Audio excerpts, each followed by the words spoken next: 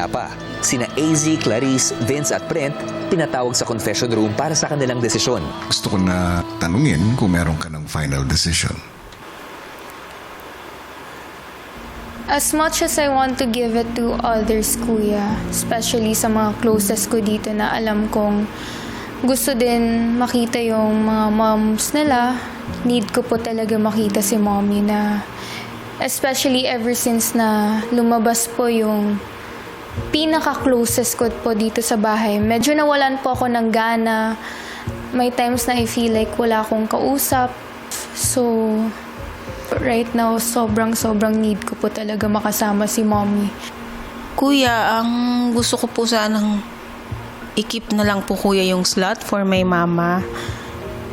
Kasi kuya, I think gusto ko rin po mapasaya si mama this time and siguro kaya din po napunta sa amin yung chance na makasama yung mga nanay namin. Naisip ko baka para sa amin din po talaga yon and siguro nag-pray naman po kami lahat na sadyang sa amin lang po siguro na ibigay ni Lord this time. And kuya kasi po ang hirap siguro alam ko po sure po ako na si mama po sobrang lungkot ngayon sa bahay dahil nga po sa kakawala lang po ng papa ko and ako po ito pa napalayo pa sa kanya and gusto ko po sana siyang mapasaya ulit kahit sa gantong paraan lang po. Kung okay lang po kuya na i-keep ko na lang po yung chance na makanood po si mama dito at makasama ko po kuya.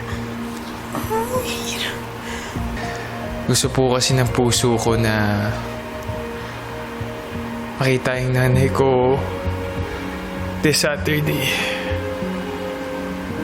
Miss ko din po siya.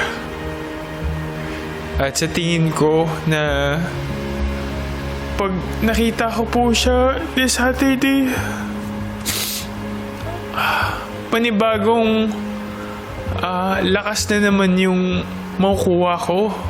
Yung finality talaga ng decision ko, nabuo ko nung nakita ko siya kanina sa rehearsal. Gusto niyang makita siya ng nanay niya na pine-perform yun. Nakapag-isip-isip ka na? Opo, kuya. Ibig sabihin may decision ka na?